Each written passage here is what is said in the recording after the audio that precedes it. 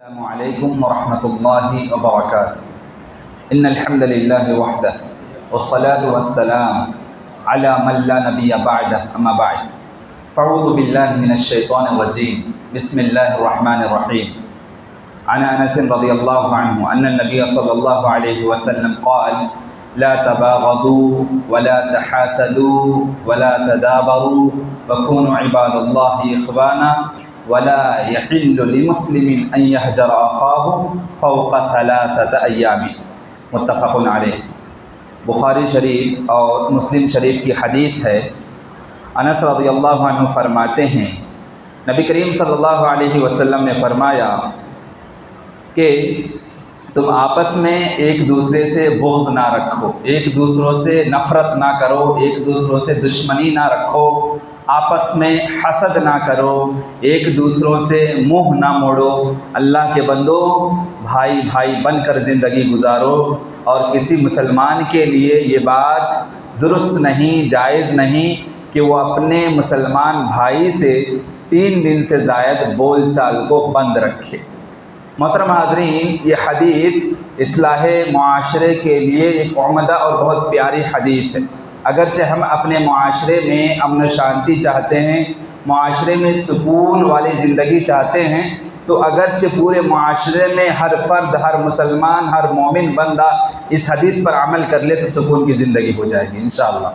سب سے پہلی بات اس میں کہا گیا لا تباغضوا، یعنی مسلمان ایک مسلمان سے آپس میں بغض نہ رکھے، کینہ کپٹ نہ رکھے، نفرت نہ کرے، دشمنی نہ کرے، مل جل کے ملنساری کے ساتھ زندگی گزارے۔ دوسری بات آپ دیکھیں گے اس میں کہا گیا وَلَا تَحَاسَدُوا، ایک مسلمان دوسرے مسلمان سے حسد نہ کرے۔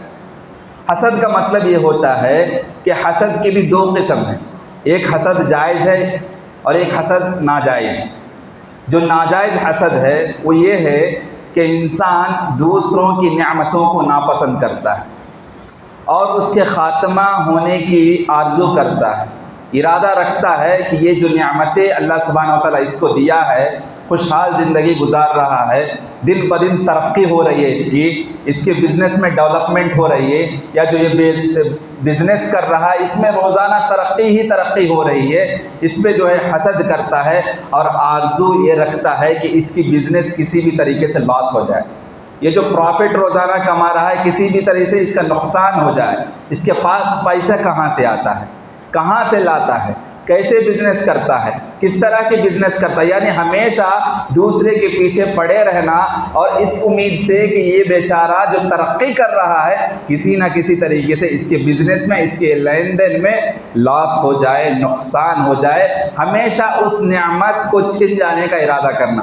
کہ اللہ تعالیٰ کسی بھی طریقے سے اس کو غارت کر دے، کسی بھی طریقے سے اس کے بزنس میں جو ہے نقصان ہو جائے، اس کے بزنس میں لاس ہو جائے۔ یہ کیوں اتنا کماتا ہے، کہاں سے لاتا ہے، کیا ضرورت پڑی ہے، روزانہ یہ ترقی کر رہا ہے، میں گھر میں بیٹھا ہوں، روزانہ محنت کرتا ہوں، پھر بھی میں گھر ہی میں ہوں اور یہ روزانہ دیکھتے ہیں دن بدن ترقی ہو رہی ہے اس کی۔ ایسا نہیں ہونا چاہیے، جس طریقے سے میں ہوں اسی طریقے سے یہ بھی غریب بن کے تنگ دستی کی زندگی گزارے، یعنی دوسروں کی نعمتوں کو چھن جانے کی امید رکھتا ہے، اسی کو حسد کہتے ہیں، اور یہ مذموم حسد ہے، یہ بری عادت ہے، اس سے انسان کو دور رہنا چاہیے۔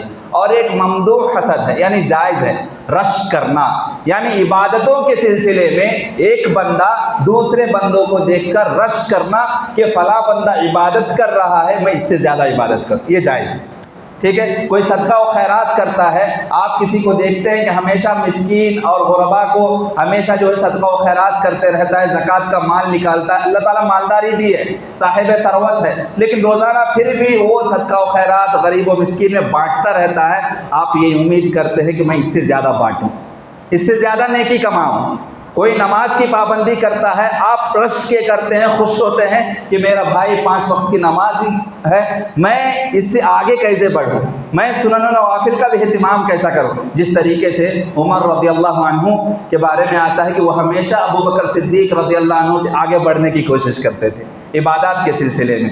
عمر رضی اللہ عنہ ہمیشہ جو ہے ابو بکر صدیق رضی اللہ عنہ جب بھی انفاق فی سبیل اللہ کا کام کرتے تھے، اللہ کے راستے میں خرچ کرتے تھے، تو ہمیشہ کمپٹیشن کرتے تھے کہ میں ابو بکر سے آگے بڑھ جاؤں، ابو بکر رضی اللہ عنہ پورے گھر کا جتنا سارا مال ہے اللہ کے راہ میں خرچ کر دیتے تھے. کمپٹیشن جب کرتے تھے تو دیکھا جاتا تھا عمر صرف آدھا ہی مال لائے. یعنی عمر رضی اللہ عنہ ہمیشہ ابو بکر صدیق رضی اللہ عنہ کے نیک اعمال پر رشک کرتے تھے اور سوچتے تھے کہ میں ان سے آگے کیسے بڑھوں، میں ان سے زیادہ نیکی کیسے کماؤں. یعنی خیر کے کام میں، صدقہ و خیرات کے کام میں، بھلائی کے کام میں، نیکی کے کام میں ایک دوسرے سے کمپٹیشن کرنا، مقابلہ کرنا اور ایک دوسرے سے زیادہ نیکی کمانے کی تمنا رکھنا یہ جائز ہے. اور یہ رشک، اس کو رشک کہا جاتا ہے. ایسا حسد آپ کرتے ہیں تو یہ جائز ہے. ورنہ اللہ تعالیٰ نے کسی کو جو نعمت دی ہے اس نعمت پر یہ امید رکھنا کہ یہ نعمت اس سے چھن جائے، یہ ترقی اس کی ختم ہو جائے، یہ ڈیولپمنٹ اس کی ختم ہو جائے، یہ بزنس کی ترقی اس کی لاس ہو جائے، اس طریقے کی سوچ رکھنا یہ بری صفت ہے اور یہ مذموم حسد ہے، یہ بری عادت ہے، اس سے بچنا چاہیے. اس کے بعد آپ دیکھیں گے اگرچہ ہمارے معاشرے میں حسد کے تعلق سے تو روزانہ کہیں نہ کہیں کسی نہ کسی گھر میں، کسی نہ کسی دکان میں، کسی نہ کسی مارکیٹنگ میں روزانہ ایک دوسرے کے آپسی حسد سے زندگی گزار رہے ہیں. آپسی حسد سے روزانہ ہماری زندگی گزر رہی ہے. کسی نہ کسی، چاہے وہ بزنس کا تعلق ہو، چاہے رشتہ داری کا تعلق ہو، چاہے رشتے کا تعلق ہو. کسی کی بیٹی کے لیے اچھا رشتہ آتا ہے، میری بیٹی کو رشتہ نہیں مل رہا ہے. کسی بیٹی کے لیے اچھا رشتہ آتا ہے، اچھا جوڑا نصیب ہوا ہے، اچھی رشتہ داری اس کی نبھ رہی ہے. سوچتے یہ ہے کہ میرے بیٹی کو اتنا اچھا رشتہ نہیں ملا، کس طریقے سے اس رشتے کو توڑا جائے، کس طریقے سے ان کے آپسی اختلافات کو بڑھایا جائے، کس طریقے سے ان کے اندر جو ہے بدگمانی رکھ کے اس رشتے کو توڑا جائے. اس کو حسد کہا جاتا ہے. یعنی وہ ایک نعمت ہے، اچھا رشتہ ملا اس کو، لیکن دوسرا بھائی یہ سوچتا ہے کہ رشتہ اس کو نہ ملے، اتنا اچھا رشتہ اس کے گھر میں نہ جائے، کسی بھی طریقے سے اس رشتے کو توڑنے کی کوشش کرتے ہیں. ایک بری عادت ہے. یعنی اس نعمت کو چھن جانے کی امید ہم رکھتے ہیں کہ یہ اچھا رشتہ اس کے گھر میں نہ جائے. ایسی عادتیں ہماری مذموم صفت آج ہمارے معاشرے میں عام ہیں. اس کے بعد حدیث میں بیان کیا جا رہا ہے کہ ایک دوسرے سے منہ نہ موڑو. ایک دوسرے سے منہ نہ موڑنے کا مطلب کیا ہے کہ آپ جاتے رہیں گے، آپ کو بندہ سلام کرے گا، پھر بھی سلام کا جواب نہیں. ہاں، یہ کیوں؟ تکبر، غروری. بندہ پہلی صف کا نمازی ہوتا ہے لیکن سلام کا جواب نہیں دیتا. بندہ پہلی صف کا نمازی ہوتا ہے لیکن اگرچہ اس کو کوئی غریب بندہ سلام کر لے جواب نہیں دے گا. غریب بندہ ہاتھ ملانا چاہے منہ موڑ کے چلا جاتا ہے. یا اس کے اندر یہ تکبر، یہ ایٹیٹیوڈ. ان اللہ لا يحب المستكبرین. یقیناً اللہ سبحانہ و تعالیٰ اس طریقے کے ایٹیٹیوڈ رکھنے والے بندے کو پسند نہیں کرتا. آپ پہلے صف کے پابند ہیں، نمازی ہیں، لیکن اگرچہ یہ صفت آپ کے اندر پائی جاتی ہے، کوئی بندہ آپ کو آگے بڑھ کے سلام کرتا ہے، مصافحہ کرنا چاہتے ہیں اور آپ اپنی زندگی میں مست ہیں، جا رہے ہیں، کوئی کیئر نہیں.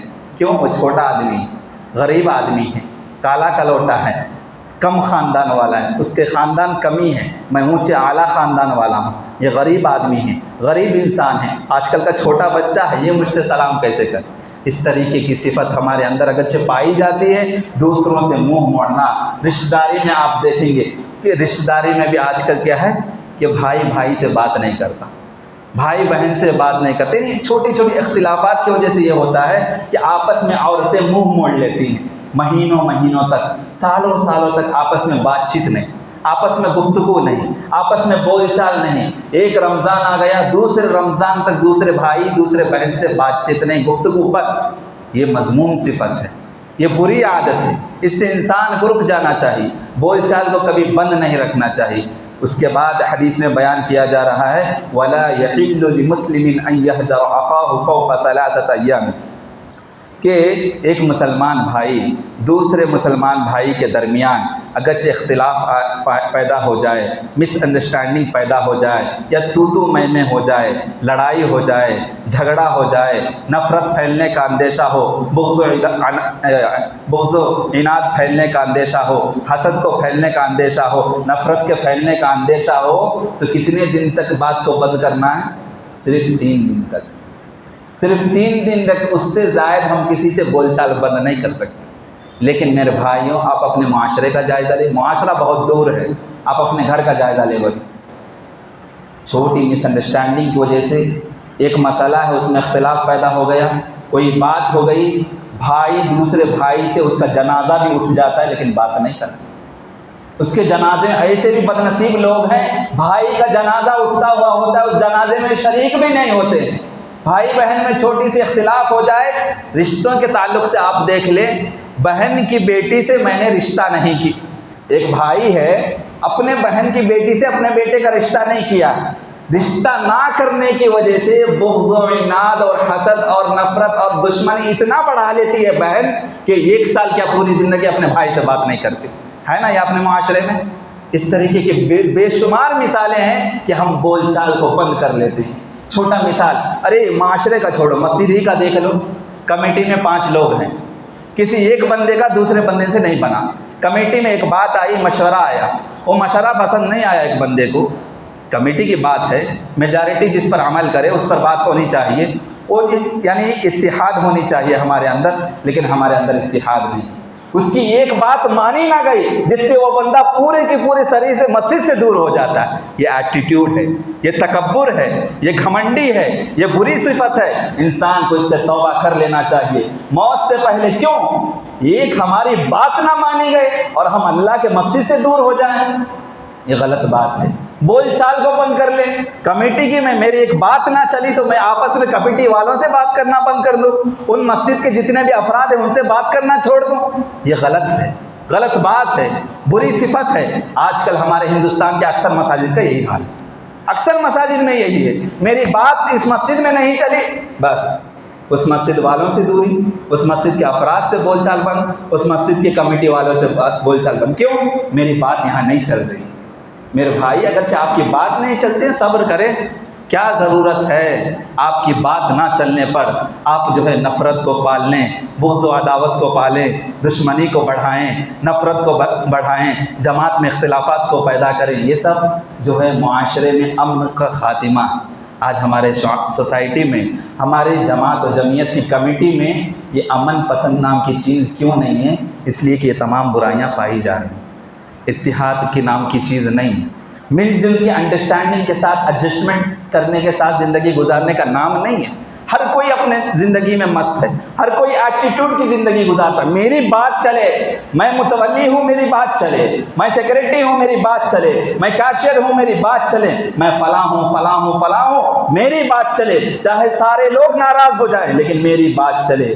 یہ ایٹیٹیوڈ کی صفت، یہ تکبرانہ صفت، متکبرانہ صفت، گھمنڈی والی صفت، ایگو والی صفت، یہ خطرناک چیز ہے، یہ ایک کبیرہ گناہ ہے۔ انسان کو مرنے سے پہلے، موت آنے سے پہلے توبہ کر لینا چاہیے، ورنہ ایسا نہ ہو کہ ایک توبہ، یہ کبیرہ گناہ کرتے کرتے ہم قبر میں چلے جائیں۔ میرے بھائیوں، قبر میں دفن ہونے سے پہلے یہ جو برائیاں ہیں اس کو دفن کر دو، نفرت کو دفن کر دو، دشمنی کو دفن کر دو۔ یہ بول چال جو بند کیے ہیں نا، قبر میں جانے سے پہلے بول چال کو شروع کر دو۔ یہ جو بھائی بھائی دور ہے نا، قبر میں جانے سے پہلے گلے مل لو۔ بھائی بہن دور ہے نا، قبر میں جانے سے پہلے گلے مل لو۔ یہ بغض، عداوت، نفرت، ایک دوسرے سے دشمنی، یہ سب لے کر قبر میں جائیں گے تو اللہ کے سامنے جواب کیا دیں گے؟ انسان کو سوچنا چاہیے۔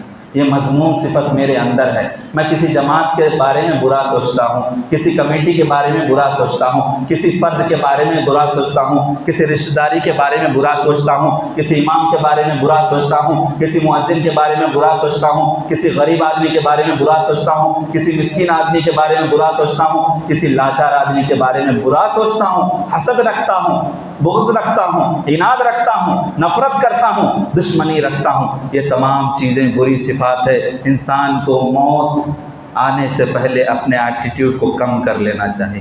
کیوں؟ یہ متکبرانہ صفت، تکبر کی صفت اللہ کی ہو سکتی ہے، انسان کی نہیں ہو سکتی۔ اگرچہ یہ صفت آپ کے اندر ہے، یہ انسانی صفت نہیں، شیطانی صفت ہے۔ موت میں جانے سے پہلے ان تمام بری صفات سے انسان کو توبہ کر لینا چاہیے۔